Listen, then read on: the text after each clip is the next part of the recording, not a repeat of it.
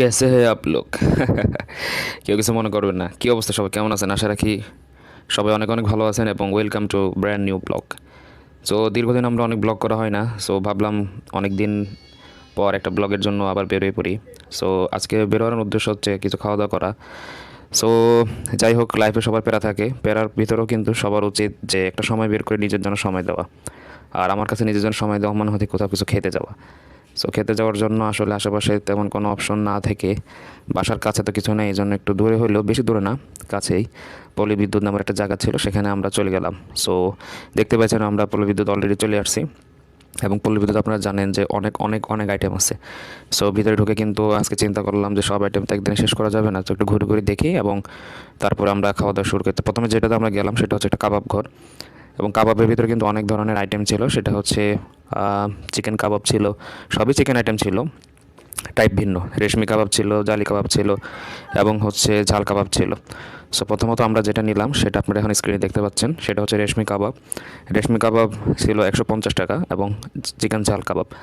So এখন test করার পালা। প্রথমেই রেশমি কাবাবটা নিলাম। রেশমি কাবাবটা নেওয়ার জন্য আমি দেখলাম যে কী অবস্থা। তো রেশমি কাবাবটা বেশ মজাদার ছিল, কারণ হচ্ছে এটা খুব টেস্টি ছিল।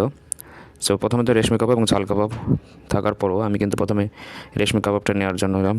সেই টেস্ট ছিল সেই। আর এটাকে আমি 10-এ 10 দিতে পারলাম না, 10-এ 8 দিব। টেস্টটা মোটামুটি ভালোই ছিল। এবং এরপরে আমি যেটা নিলাম সেটা হচ্ছে ঝাল কাবাব। ঝাল কাবাবটাও কিন্তু মোটামুটি টেস্টি ছিল, তবে রেশমি কাবাবের মতন না, এই জন্য আমি এটাকে 7.5 দিলাম। তো এটা শেষ করার পরে বেরিয়ে পড়লাম যে না, একটু খেয়ে তো থামি থাকা যাবে না, আজকে আমরা অনেক অনেক খেতে হবে। সো দুইটা প্রাইস পড়ছে মোটামুটি 250 টাকা। তো নেক্সট আমরা যখন বেরিয়ে গেলাম, প্রচুর পরিমাণ লোক, আশেপাশে অনেক লোককে দেখা যাচ্ছে, কারণ শুক্রবার দিন কিন্তু অনেকে ফ্যামিলি নিয়ে বের হয়েছে একটু খাওয়া দাওয়ার জন্য। সো আমাদের আজমল সাহেব কিন্তু সোজা চলে গেছে বার্গার এবং পিৎজার দোকানের কাউন্টারের দিকে। সেখানে যাওয়ার পর আমরা দেখলাম যে অনেক আইটেম আছে। সেখানে হচ্ছে চিকেন ললিপপ ছিল, চিকেন সাসলিক ছিল, বার্গার ছিল, পিৎজা ছিল, চাপ ছিল, কি নাই, মাথা নষ্ট হওয়ার অবস্থা।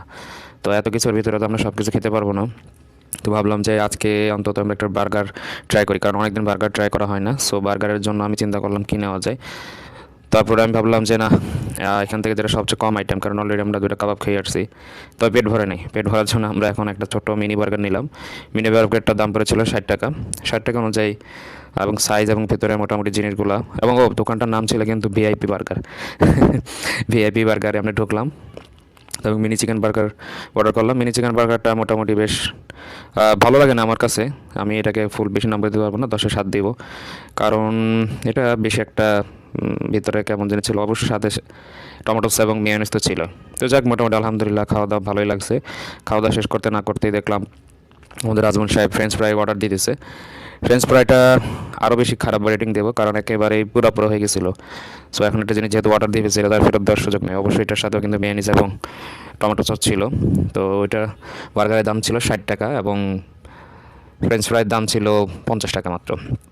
এরপর আজকের দিনের যেটা সেরা, সেখানে কথা বলবো। আমরা চলে গেলাম 3 স্টার জুস কাউন্টারে। 3 স্টার না হয় 5 স্টার কেন হলো না আমি জানলাম। আমি হলে কিন্তু অবশ্যই ফার্স্ট 5 স্টারই দিব, কারণ তারা আমাদেরকে যে জিনিসটা সার্ভ করছে আমার কাছে এত এত এত ভালো লাগছে যেটা বলার বাইরে।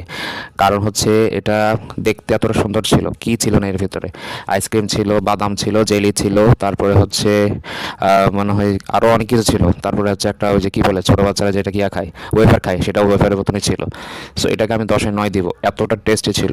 আমিও খেলাম এবং আজমল সাহেব রাগ করতেছিল, সব ফুটেজে কিন্তু আপনি থাকেন, আমরা দেখেন না, তো ওনাকে একটু দেখাই দিলাম। তো যাই হোক, আলহামদুলিল্লাহ এটা ছিল 100 টাকা করে। তো মোটামুটি দুইজনের একসাথে বিল হয়েছে আমার মনে হয় 600 টাকার মতন। তো ভাগ করলে মনে হয় 300 টাকার মতন পড়ে। তো 300 টাকায় বলতে গেলে একটা কাবাব খেলাম, একটা বার্গার খেলাম, কিছু ফ্রেঞ্চ ফ্রাই খেলাম, একটা ফালুদা খেলাম, ভালোই, খারাপ না, কম্বোর মতন হয়ে গেল।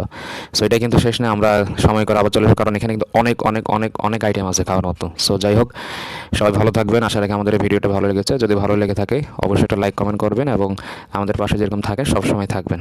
সো দেখা হচ্ছে নতুন কোনো ভিডিওতে, ততক্ষণ পর্যন্ত সবাই ভালো থাকবেন। আল্লাহ হাফিজ।